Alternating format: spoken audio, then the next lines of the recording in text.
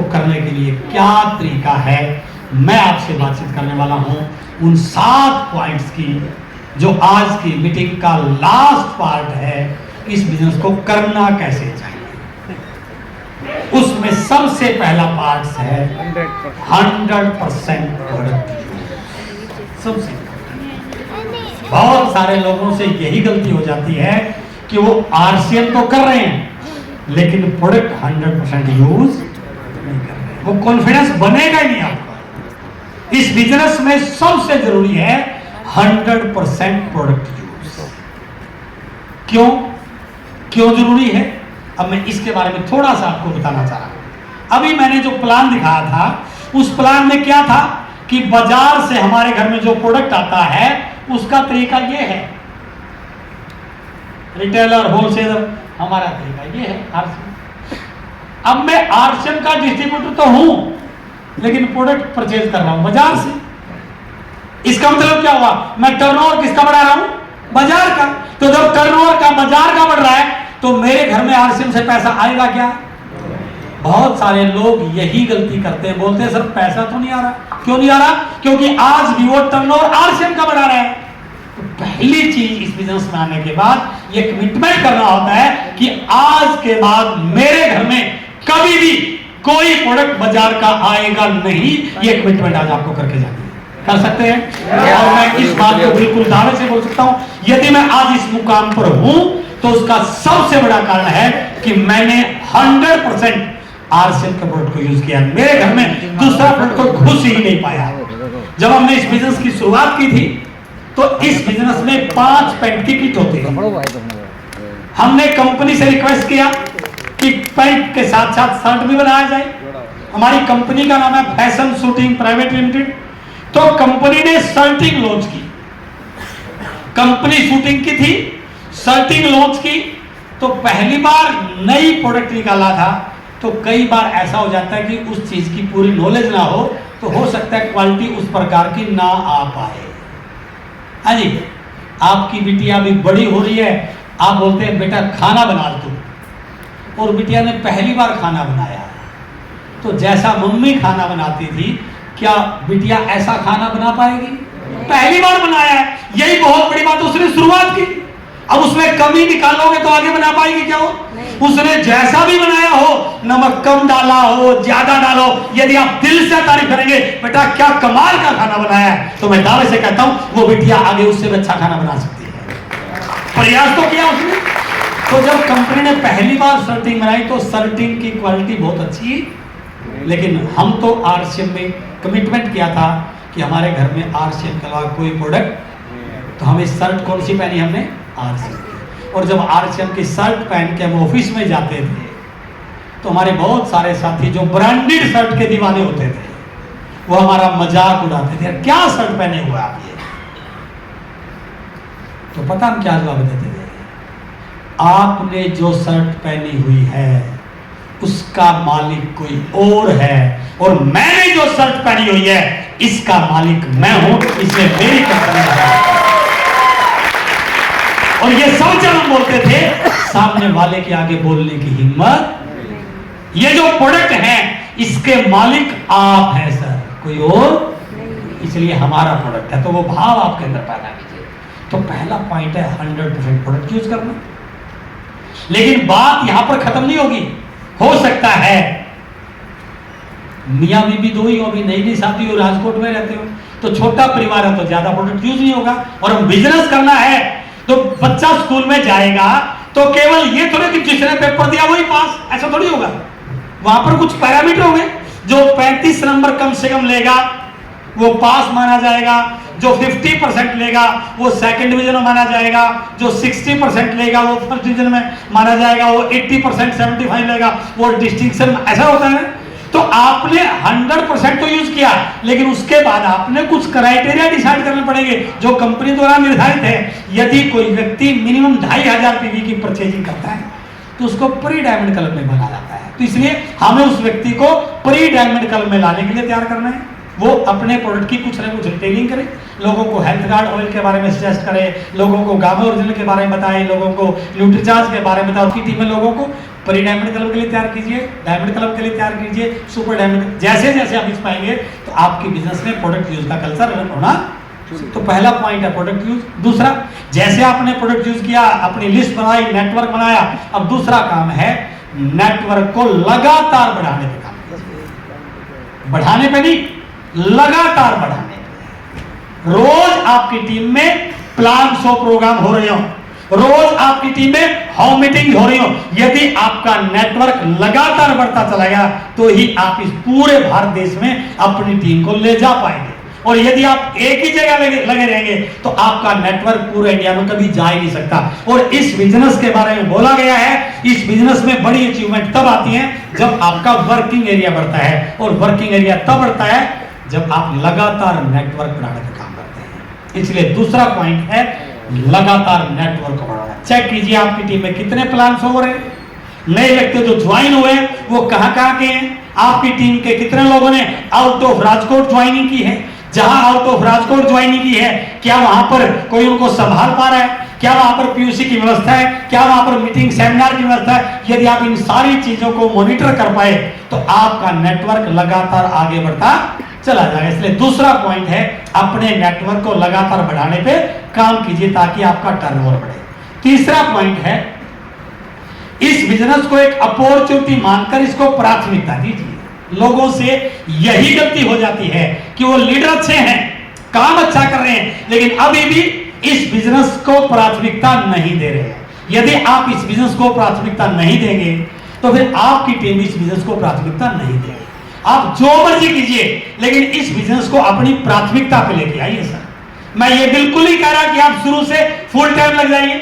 आप एक दुकानदार हैं, आप सुबह 8 बजे शॉप खोलते हैं और रात को 8 बजे तक शॉप खोले रहते हैं, बिल्कुल कीजिए, लेकिन आप टारगेट में लीजिए कि मैं रोज 1 घंटा आरसीएम को करूंगा। 1 घंटा, मैंने 1 घंटे बात की है। मैं रात को 8 से 9 किसी घर में जाके होम मीटिंग कर रहा हूं, लेकिन जब 8 से 9 होम मीटिंग करेंगे ना तो फिर इस बात की कमिटमेंट कीजिए, आंधी आए, तूफान आए, कुछ हो जाए, 8 से 9 का टाइम मेरा किसी और काम के लिए हो ही नहीं सकता है, केवल और केवल 8 से 9 आरसीएम कर रहा हूं। वो जो भावना होगी ना वो आपको इस बिजनेस का हीरो बना देगी सर। और यदि ऐसा नहीं है तो आपको क्या होगा, कोई नहीं, आप कल को कर लेंगे। तो जब ये बात आपकी अपलाइन को या आपकी डाउनलाइन को पता चलेगी तो आपके बारे में एक इमेज बनेगी, ये लीडर इस बिजनेस को लेकर के ज्यादा गंभीर नहीं है। यदि आप इसको टॉप प्रायोरिटी देते हैं तो ये बिजनेस आपके सारे सपनों को आपके पूरा कर सकता है। जरूरत है इसको प्रायोरिटी देने की। चौथा पॉइंट, टारगेट लेकर काम करने की आदत, बहुत इंपॉर्टेंट पॉइंट। इस बिजनेस में गलती ही होती है कि लोग अलग अलग फील्ड से आते हैं और उस फील्ड में टारगेट को लेकर कभी कोई बात आज तक हुई नहीं है और हम उसी कल्चर से इस बिजनेस में लगे रहते हैं। और कई बार हम ये मान लेते हैं मैं मेहनत कर रहा हूं, खूब लगाऊं, इससे कुछ होने वाला नहीं है सर। टारगेट लेके काम करोगे तो ही इस बिजनेस में बड़ा कुछ होने वाला है। जैसे आप अपनी लाइफ स्ट्रक्चर ड्रा कीजिए, आपने अपना लाइफ स्ट्रक्चर ड्रा किया, ये हमारे कमीशन स्लैब है। जैसे मेरा बिजनेस 20,000 का होता है, सेकंड लाइन में कम से कम 5,000 होता है, तो मुझे इस बिजनेस का बिगिनर का टारगेट, बिगिनर का लेवल पूरा होता है 40,000 पे स्टार्टर, 70,000 पे ओपनर। अब मेरा ये लाइफ स्ट्रक्चर है। ये जो व्यक्ति है, इस व्यक्ति ने पिछले महीने ज्वाइन किया था और ज्वाइन कराकर 2-3 लोगों को ज्वाइन करवाया था।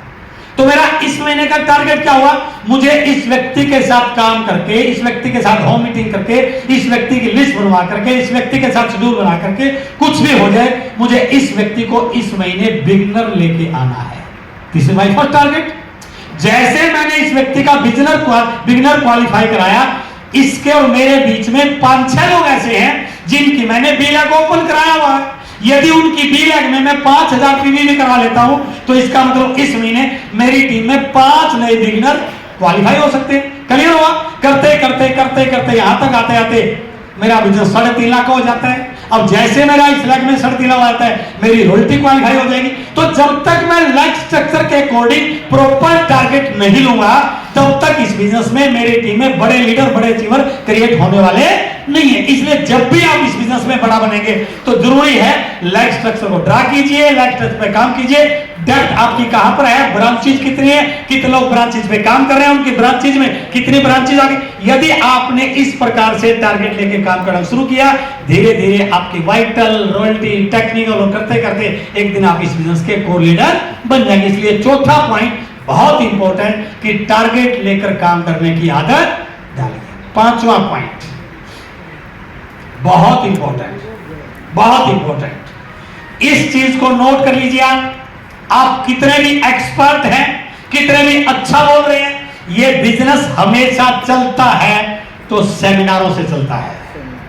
जिस टीम में सेमिनारों पे पूरा फोकस है वो टीम इस बिजनेस में लगातार आगे बढ़ती रहती है, और जिस टीम में सेमिनारों की तैयारी कमजोर होती है उस टीम में नए नए लीडर बनने में बहुत सारा टाइम लगता है। इस चीज को आज आपको स्वीकार करना चाहिए। और जहां तक मैं देख पा रहा हूं, आप लोग कहीं ना कहीं इस पॉइंट में मुझे कमजोर नजर आ रहे हैं।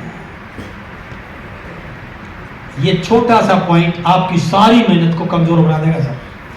ये बिजनेस कभी भी कान में फूंक मार के नहीं चलता सर, ये चलता है तो केवल सेमिनारों से चलता है। इसको आज स्वीकार कर लीजिए, 2 साल बाद स्वीकार कर लीजिए, 5 साल बाद स्वीकार कर लीजिए। जब तक आप इस बात को नहीं स्वीकार करेंगे तब तक ये बिजनेस बड़ा होने वाला। मोमेंटम सेमिनारों से आता है, नई स्किल सेमिनारों से डेवलप होती है, थर्ड पार्टी प्रिंसिपल सेमिनारों से डेवलप होता है, माहौल सेमिनारों से बनता है, बड़े डिसीजन बड़े सेमिनारों से ले जाते हैं। इस बिजनेस में जब भी कोई व्यक्ति बड़े डिसीजन लेगा वो आपके प्लान दिखाने से सिर्फ ज्वाइन कर सकता है, लेकिन बड़े सेमिनारों में बैठने से वो व्यक्ति बड़े बड़े डिसीजन लेता है। इसलिए इस चीज पे आप थोड़ी सी प्लानिंग कीजिए। और बड़े सेमिनारों की तैयारी कब होती है? तब होती है जब हम इस बिजनेस के लिए पहले से प्री प्लान प्रोग्राम की तैयारी करते हैं। जैसे आपको पता चला अगले महीने इसी हॉल में दिनेश सालड़िया जी का सेमिनार है, तो आप सबसे पहले अपने अपलाइन को फोन कीजिए, सर मैं 20 लोगों को बिठाने वाला हूं, मुझे इसकी 20 टिकटें चाहिए। जब तक आप इस बिजनेस में सेमिनारों पे एडवांस टिकटों फोकस नहीं करोगे तब तक ये बिजनेस का मोमेंटम बड़ा होने वाला। इस चीज को आपने अपनी टीम में शामिल करना है। और जिस दिन आपने सेमिनारों पर फोकस करना शुरू कर दिया, आपकी टीम अपने आप सेमिनारों से अटैच होना शुरू हो जाएगी। नहीं तो आपकी भागदौड़ से बिजनेस बढ़ेगा। और ये प्रयास आपको करना है। मैं कई बार ये एग्जांपल देता हूं। क्या आपने किसी ऐसे बच्चे को देखा जिसने बोला मम्मी मुझे स्कूल में दाखिला क्यों नहीं कराते? कभी हुआ ऐसा कोई बच्चा? हम बच्चे को सेमिनारों में स्कूल में दाखिला करवाते हैं, वो बच्चा कई बार तो स्कूल में जाने से पहले रोता भी है, फिर भी लेके जाते हैं। कई बार बच्चे को बुखार हो जाए, हम घर में काढ़ा देते हैं और कुछ देते हैं, लेकिन बुखार नहीं उतरता, फिर क्या करते हैं? डॉक्टर के पास ले जाने की प्लानिंग करते हैं। क्या किसी बच्चे ने आज तक ये कहा कि मम्मी मुझे डॉक्टर पे टिक्का जरूर लगा के लेके आते हैं? और यदि बच्चे को पता चल जाए कि आप डॉक्टर पे जाने वाले हैं उसको लेकर के, तो बड़ी हंस के तैयार हो जाता होगा। जैसे आपने बात की कि बुखार नहीं उतर रहा, 3 दिन हो गए, चलो इसको डॉक्टर के पास लेके जाते हैं, तो बच्चा क्या कहेगा? मैं नहीं जाऊंगा डॉक्टर के पास, ऐसे बोलता होगा। फिर आप नहीं बेटा चलना पड़ेगा, मैं नहीं जाऊंगा, नहीं बेटा चलना पड़ेगा, मैं नहीं जाऊंगा। 2 बार 3 बार 4 बार आप प्यार से बोलते हैं, फिर भी बोलता है नहीं जाऊंगा। फिर क्या करते हैं? जबरदस्ती ले जाते हैं। फिर बोलते हैं अपनी मैडम को इसको उठा और बाइक पे रख, बैठा नहीं बोलते थे, रखते हैं। वो फिर भी हाथ पैर मारता क्यों? सुबह जाते हैं टीका लगेगा, पता है उसको, जाते सुई लगेगी, दुख होगा, वो नहीं जाएगा। फिर क्या करते हैं? आप आगे बैठते हैं, मैडम पीछे बैठ के उसको ऐसे पकड़ के बैठते हैं, और रोए चिल्लाए लात मारे, क्या करोगे? बीच में छोड़ दोगे? कहां लेके जाओगे? डॉक्टर के। जब तक डॉक्टर के पास नहीं जाएगा छोड़ने वाले, और डॉक्टर के पास ले जाने के बाद भी अंदर ले जाकर के उसको टेबल पे लेटाते हैं, वो फिर भी लात मारते हैं। फिर क्या करते हैं? टांग आप पकड़ते हैं, बाजू मैडम पकड़ती है। अपने को पता है टीका लग गया तो बुखार उतर जाएगा। वही सिचुएशन उस बच्चे की तरह इस बिजनेस में भी एक नए डिस्ट्रीब्यूटर की सिचुएशन एक बच्चे की तरह होती है। एक व्यक्ति को सबसे ज्यादा काम उस दिन होते हैं जिस दिन सेमिनार होती है। अब आप कहोगे सेमिनार में चलना है, चलेगा क्या? नहीं सर, आज तो नरेंद्र मोदी जी का फोन आ गया था, मुझे मिलना है उससे। अब आप तो मान लो, नहीं तो क्या करोगे? प्यार से मान ले तो ठीक, प्यार से मनाओ, समोसा खिला के बनाओ, भजिया खिला के बनाओ, फिर भी नहीं माने तो उठा के लाओ, फिर भी नहीं माने तो उठा के लाओ, उठाने से भी नहीं माने तो पकड़ के लेके आओ, पकड़ने से भी नहीं माने मोटरसाइकिल पे बांध के लेके आओ, बांधने से भी नहीं माने उसको बोरी में डाल के लेके आओ, यहां ले आए तो वो आर्चर का टेक्निकल आपको करना पड़ेगा। जब तक आप ये नहीं करेंगे तब तक आपके सेमिनार हिट होने वाले नहीं है। और जिन जिन लोगों ने ऐसा किया वहां मोमेंटम बन गया। कर सकते हैं? यस, करेंगे अगले महीने से। बिल्कुल सर। इसलिए इस बिजनेस का 5वां पॉइंट है, सेमिनारों से अपनी टीम को हमेशा जोड़ कर रखिए, क्योंकि पूरे इंडिया में देखो ये हार्ड वर्क नहीं है, इट इज स्मार्ट वर्क। यदि आपके करने से हो रहा है फिर तो यहाँ क्यों परेशान हो रहे हो? अपनी दुकान करो, ये दुकान नहीं है सर। यदि आपने अपनी टीम को सेमिनारों से जोड़ दिया, इंडिया में रोज के 20-40 सेमिनार हो रहे हैं, आप थोड़ी 40 जगह है। यदि आपकी टीम सेमिनारों से जुड़ गई तो आपके बिना काम किए आपकी टीम में अपने आप बिजनेस आ रहा, वो तब होगा जब आपको पता भी नहीं कहां लोग क्या कर रहे हैं। इसलिए हमेशा सिस्टम से काम करोगे तो बिजनेस बड़ा होगा। अब छठा पॉइंट, टीम में लीडर्स का निर्माण कीजिए। जितने ज्यादा आपकी टीम में लीडर्स, उतने बड़ा ज्यादा रिस्पॉन्सिबल काम, उतने ज्यादा आपका फ्यूचर सिक्योर। केवल पैसा कमाना है तो आ जाएगा, लेकिन यदि फ्यूचर की सिक्योरिटी करनी है कि ये 7 पीढ़ियों तक बिजनेस बढ़े, तो उसका एक तरीका है लीडर्स क्रिएशन। टीम के कितने लोग आपके काउंसलिंग में आते हैं, कितने लोग दिनेश भाई की ट्रेनिंग में बैठते हैं, कितने लोग किताब पढ़ते हैं, कितने लोग अपने आप को अपडेट कर रहे हैं। जब तक आपकी टीम में मैच्योर लीडर्स नहीं आएंगे तब तक आपका बिजनेस बड़ा होने वाला नहीं है। इस बिजनेस में 3 सिद्धांत जिंदगी भर आपको याद रखने पड़ेंगे। फर्स्ट चीज, यदि आपको इस बिजनेस में बहुत बड़ा काम करना है, size of your network, this is the first point. आपके नेटवर्क का साइज बड़ा होगा तो आपका बिजनेस बड़ा होगा। Second point, volume in your network. और third point, maturity of your leaders. यदि आपकी टीम में नंबर ऑफ मैच्योर लीडर आ गए तो आपका बिजनेस उस दौर में चला जाएगा। इस बिजनेस में आप काम करो ना करो, इस दुनिया में रहो या ना रहो, आपका बिजनेस आने वाली 7 पीढ़ियों तक कभी रुकने वाला। और this is possible only when you work on the leaders creation, जब आप टीम में लीडर्स बनाने में काम करते हैं। इसलिए आज के बाद इस चीज पे आपको फोकस करने की जरूरत है। और 7वां और लास्ट पॉइंट है, टीम में मोमेंटम बना के रखिए। ये बिजनेस धीरे धीरे चलने से कभी नहीं चलता, ये मोमेंटम बनाने से चलता है। टीम का मोमेंटम कभी टूटना नहीं चाहिए। गाड़ी की बैटरी डाउन हो गई, सेल्फ मारते हो, स्टार्ट नहीं होगी क्योंकि बैटरी डाउन है। उसको धीरे धीरे चला के चाहे 20 किलोमीटर ले जाओ, वो स्टार्ट होने वाली। लेकिन यदि आपने एक बार जोर का धक्का मार दिया, स्टार्ट हो जाएगी। That is called momentum. इस बिजनेस में मोमेंटम क्रिएट करना है।